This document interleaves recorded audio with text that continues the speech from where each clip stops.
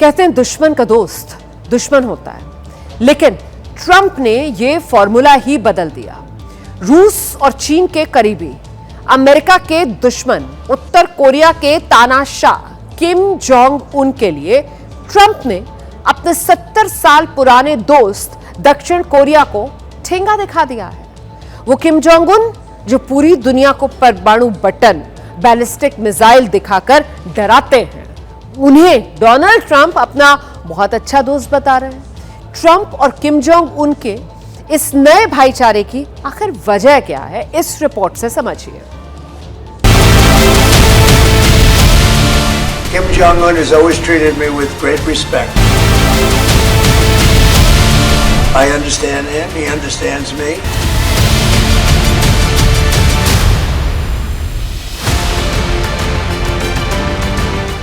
Trump के truth social handle की timeline में आजकल एक शख्स की तस्वीरें अचानक ज्यादा दिखने लगी हैं। वो शख्स हैं उत्तर कोरिया के तानाशाह किम जोंग उन। भले ही इस खास तस्वीर में हमारा रुख दोस्ताना ना दिख रहा हो, लेकिन ऐसी बहुत सी तस्वीरें हैं जिनमें हम मुस्कुरा रहे हैं। किम जोंग और मेरी बहुत अच्छी बनती है। ये तस्वीर जून 2019 में ट्रंप और किम जोंग उन के बीच हुई आखिरी मुलाकात के वक्त खींची गई थी। ट्रंप तब दक्षिण कोरिया के रास्ते दोनों देशों के बीच नो मिलिट्री जोन में गए थे। किम के साथ उन्होंने उत्तर कोरिया की सीमा में कदम भी रखा था। ऐसा करने वाले वो अमेरिका के पहले राष्ट्रपति बने। ये मुलाकात ट्रंप के पहले कार्यकाल में हुई थी, लेकिन दूसरे कार्यकाल में ट्रंप ने किम जोंग उन का जिक्र तक नहीं किया। लेकिन अचानक उन्हें किम जोंग के साथ अपनी पुरानी दोस्ती याद आ गई। फ्रेंडशिप डे भले ही निकल गया हो, लेकिन ट्रंप ने किम जोंग उन को फ्रेंडशिप डे का गिफ्ट भी दे दिया। ट्रंप ने दक्षिण कोरिया के साथ सैन्य अभ्यास को कम करने का आदेश दिया। 17 अगस्त से 27 अगस्त तक सैन्य अभ्यास होना है। ट्रंप ने कहा कि सैन्य अभ्यास बहुत महंगा पड़ रहा है, इसका ज्यादातर खर्च अमेरिका को उठाना पड़ता है। उसके बाद ट्रंप ने सोशल मीडिया पर एक और तस्वीर पोस्ट की। ये तस्वीर किम जोंग के लिए उमड़ रहे ट्रंप के ताजा भाईचारे का सबूत है। इतना ही नहीं, ट्रंप अब किम जोंग को फिर से बातचीत का न्योता भी दे रहे हैं। How do you know he hasn't responded? Has he? Yeah, yes. Trump का संदेश साफ है, किम के साथ दोस्ती, दक्षिण कोरिया से सैन्य सहयोग पर लगाम और उत्तर कोरिया से बातचीत का रास्ता खोलना। ऐसा नहीं है कि ट्रंप को अचानक बैठे बैठे किम जोंग का ख्याल आ गया। इसके पीछे है उनकी दबाव वाली रणनीति और ईरान युद्ध। ट्रंप अपने साझीदार देशों को ये संदेश देना चाहते हैं कि अमेरिका की दोस्ती अब उन्हें मुफ्त में नहीं मिलेगी। I called him, I said, would you like to give us a little hand? We don't need help with Iran, but if you'd like, give us a hand with Iran. He said, no thanks. And I said, wait a minute, we have 39,000 soldiers over there guarding you from Kim Jong-un, your next door neighbor, and you're not going to help us on a very easy military operation in Iran? That's strange. No, we'd rather not get involved. I say, well, why are we involved in helping you? So, and I want to help them, but you know, when you ask somebody, would you like to give us a hand, and they say no thanks, and then we're guarding them from a country and paying ourselves billions of, it's costing us billions and billions of dollars to protect. Iran युद्ध में Trump को बहुत नुकसान हुआ। मित्र देश भी उनका साथ नहीं दे रहे। नाटो, जापान और दक्षिण कोरिया ने उन्हें युद्ध में शामिल होने पर टका सा जवाब दे दिया। ट्रंप के अहम को चोट लगी और अब ट्रंप दोधारी तलवार चला रहे हैं।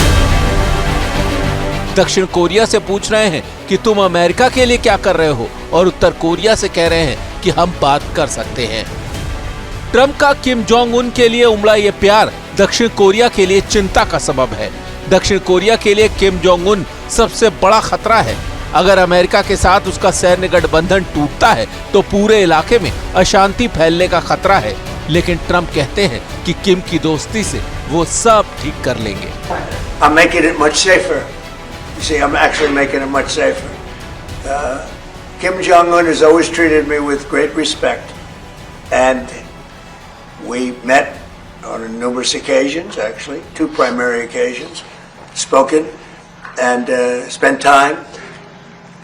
I understand him. He understands me. You're doing war games. I get along with him. You know, he didn't like Biden. He didn't like Obama. He didn't like anybody. But I get along with him very well. Now, what I'm doing is making things safer.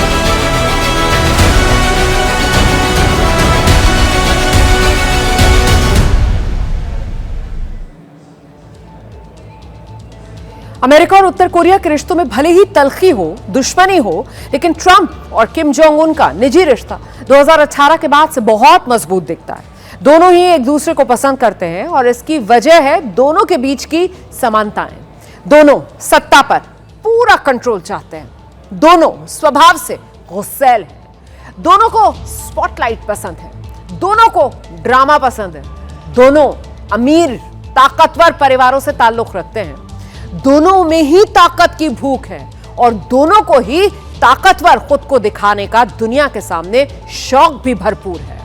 तो एक तरफ Iran है जिसके पास nuclear हथियार नहीं है, लेकिन Trump उससे इसी मुद्दे पर जंग कर रहे हैं, और दूसरी तरफ किम जोंग उन है जो परमाणु बम फेंकने की दुनिया भर को धमकियां देते रहते हैं। ट्रंप उनकी तरफ दोस्ती का हाथ बढ़ा रहे हैं। यह है डोनाल्ड ट्रंप का डबल स्टैंडर्ड। डबल स्टैंडर्ड नहीं तो इसको और क्या कहेंगे आप? पूरा अमेरिका हमारी पहुंच में है, न्यूक्लियर बटन अब मेरी मेज पर ही रहेगा। ये धमकी नहीं, सच्चाई है। 2018 में ट्रंप और किम जोंग के रिश्ते की शुरुआत इसी परमाणु धमकी के साथ हुई थी। किम को जवाब ट्रंप ने भी दिया था, उन्हें बता दो कि मेरे पास भी न्यूक्लियर बटन है, लेकिन वो ज्यादा बड़ा और ताकतवर है, ये काम भी करता है।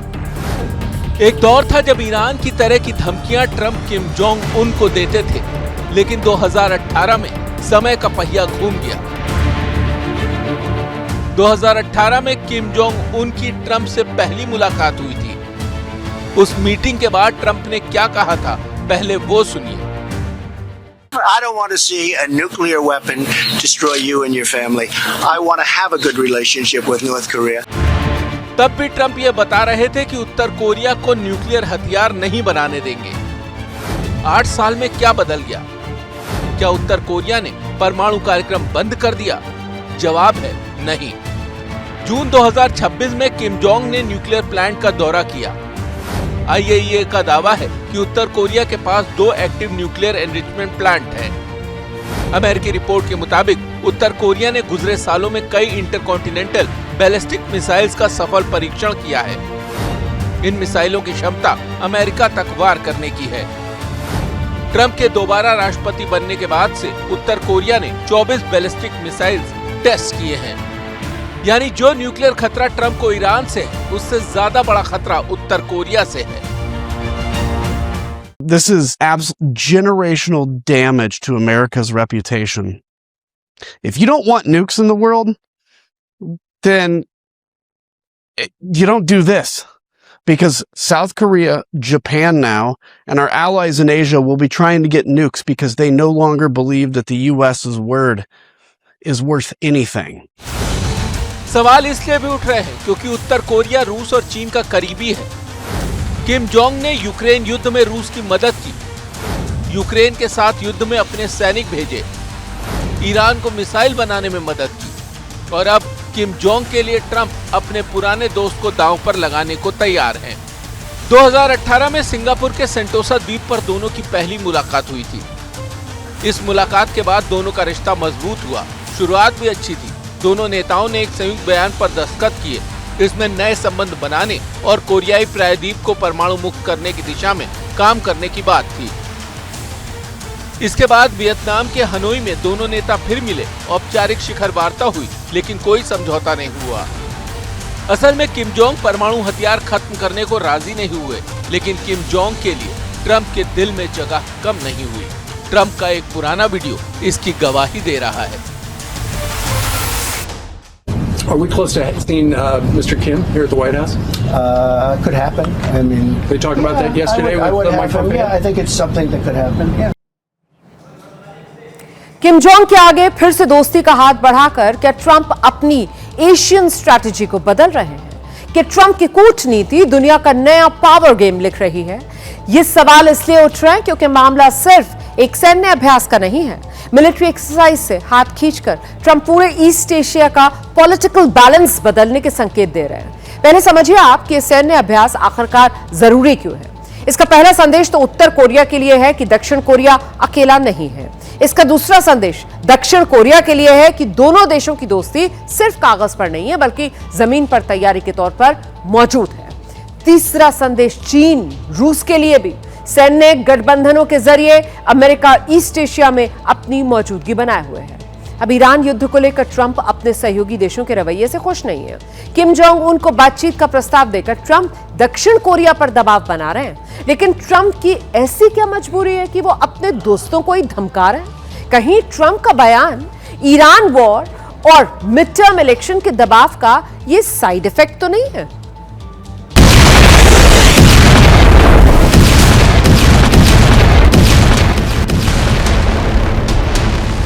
उलची फ्रीडम शील्ड। अमेरिका और दक्षिण कोरिया के बीच चल रही ये मिलिट्री एक्सरसाइज साल में 2 बार होती है। 1953 में कोरिया युद्ध खत्म होने के बाद अमेरिका दक्षिण कोरिया के बीच म्यूचुअल डिफेंस ट्रीटी हुई। इस समझौते में तय हुआ कि हमले की स्थिति में दोनों देश मिलकर सामना करेंगे। समझौते के तहत दोनों देश 2 बार सैन्य अभ्यास करते हैं, एक मार्च में और दूसरा अगस्त में। यह अभ्यास सिर्फ सैनिकों की फायरिंग प्रैक्टिस भर नहीं है बल्कि उत्तर कोरिया के खिलाफ दक्षिण कोरिया की सुरक्षा की गारंटी है। इतिहास में ये युद्ध अभ्यास सिर्फ 2 बार रोका गया। 2018 में ट्रंप ने इसे खर्चीला और उकसाने वाला बताकर स्थगित कर दिया था और 2020 में कोरोना महामारी की वजह से अभ्यास नहीं हुआ। किम जोंग इस युद्ध अभ्यास को उत्तर कोरिया के खिलाफ युद्ध की तैयारी मानता है। यही वजह है कि इस मिलिट्री एक्सरसाइज से पहले उत्तर कोरिया मिसाइल टेस्ट करके जवाब देता है। 12 अगस्त को भी उत्तर कोरिया ने बैलिस्टिक मिसाइल का परीक्षण किया।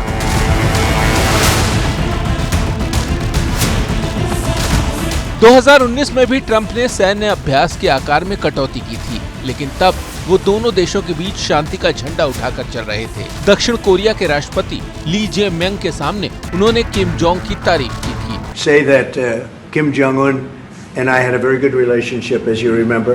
I didn't know him. We had 2 summits, but we became very friendly. Respect. It was great respect.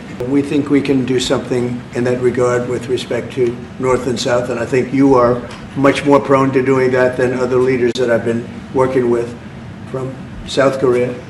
And we'll work on that. I think it's very good to work on that. If you're... लेकिन इस बार मामला अलग है। इस बार मामला Iran के बाद Trump पर बढ़ते दबाव का है। मिड टर्म इलेक्शन करीब है और ट्रंप के पास बताने को कुछ नहीं है। ट्रंप की अप्रूवल रेटिंग मौजूदा कार्यकाल में सबसे रॉयटर्स IPSOS के सर्वे में 33% लोगों ने ट्रंप का समर्थन किया, जबकि 64% लोग ट्रंप के काम से खुश नहीं हैं। पिछले महीने ट्रंप की अप्रूवल रेटिंग 35% थी। सिर्फ 20% लोग मानते हैं कि ईरान से युद्ध करने का ट्रंप का फैसला सही है।